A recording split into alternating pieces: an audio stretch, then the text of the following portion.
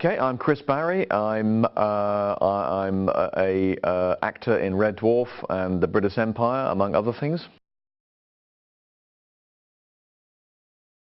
I just think it's good to go to conventions all over the country because some of the big conventions really cover the big cities, like London, obviously, Birmingham, Manchester, Glasgow, Cardiff, and over the recent years, a lot of the smaller, more relatively remote places, with respect to Norwich compared to sort of a London or a Manchester, have started doing their own conventions. So,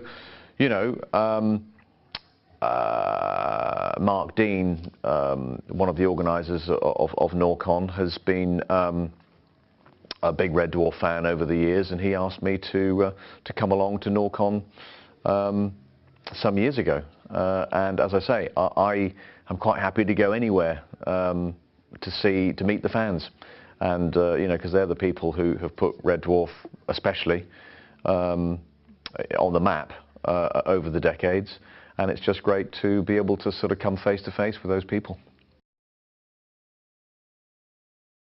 I don't know why sci-fi attracts an especially passionate following compared to other more mainstream shows. Obviously some sci-fi now is mainstream, and indeed always was, but it seems to be much more sort of sci-fi, science fiction and fantasy around, and I'm just not sure why it does. I just think in the case of Red Dwarf, for example, I think that there are various levels to it. I mean, there's the comedy level, of course, and there's the science fiction level, and then there's the whole sort of world that Red Dwarf creates, that just makes it, gives it a depth, really, that I think a fan, can get their teeth stuck into. But I've never really known exactly why, science fiction does create the passionate following that it does. But I just think it's just that all-round depth and sort of multi-tiered aspect to science fiction, as opposed to keeping up appearances, which is pretty much as it is a domestic sitcom. I don't know why I picked that one, but I just did. I'm not saying I don't like keeping up appearances.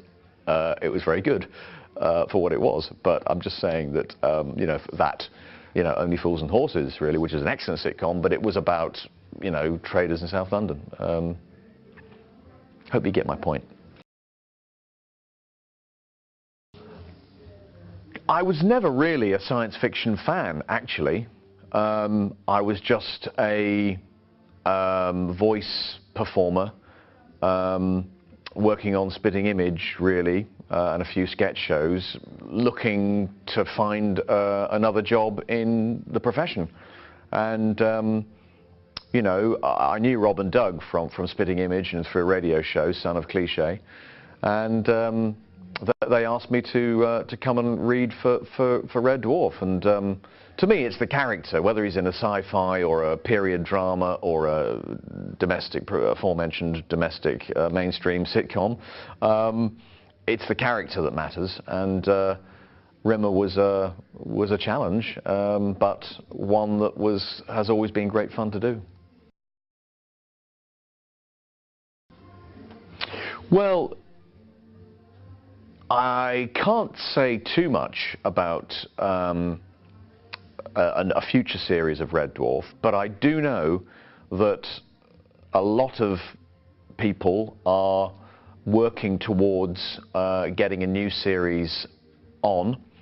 No one is working harder than Doug Naylor, who of course is the writer of current Red Dwarfs, and the director, of course. He directed Series 10, and he is working extremely hard with Dave, Channel Dave, part of UK TV, of course, to get a new series of Red Dwarf on. I can't really put any dates on that because I just don't know. But let's just hope it's as soon as possible, really, because you know, I was talking to Robert recently, and you know, he was saying, you know, he doesn't really want to spend his 60th birthday putting latex upon his head, but let's just see what happens. But yeah, believe me, people are working very hard to get a new series on. The return of the British Empire is not as crazy a notion as some people think it may be. I have indeed been in correspondence with both original and best writers of that show, and one of them isn't attracted by the notion of working in television again, and the other one is, again, as we speak, in development with a few ideas for Gordon Brittas. And obviously for me it's quite easy to switch back into it. And yeah, he is developing, I think he's developing some ideas really to really, you know, find out where we can put Brittas, what will be between 15 and 20 years after the event. And of course that was the 90s. This is now 2014 going on 2015. So you know, where would the chainsaw-voiced, anally retentive leisure centre manager of the 90s be in modern Britain? That's a question that one of the writers, I'm sure, is addressing as we speak, and I think it'll be very interesting to have Brittas back. Spitting Image was, in many ways, I always look upon it as my kind of learning ground, if you like, because I was fortunate enough to do voices on the Saturday. I know I'm not answering your question, but I was lucky enough to do voices on the Saturday, and then have a go at doing puppets. So you had the voice work, which is very individual. Then you had the puppeteering, which was teamwork, and absolutely brilliant people I worked with in both departments. And yes, there were a lot of very colourful people around at the time. Obviously, one of them was, Mr. President Ronald Reagan, and he was, where's my brain, Ed? He was great fun to do. And right at the beginning of Spitting Image, we had people like Michael Foot. We on this side of the house, we believe that, yes, Belgrano, all that sort of stuff. And then lots of sports people, of course. We had, of course, the one and only, the late great, of course, David Coleman. 1-0, no, it's come out again.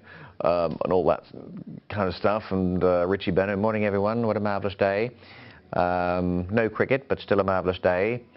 Occasionally towards the end of the series, you know, KW cropped up her, and then, oh, yes, lovely puppet, John Gielgud, yes, oh, yes, oh, would you like to buy it? And he would nod off.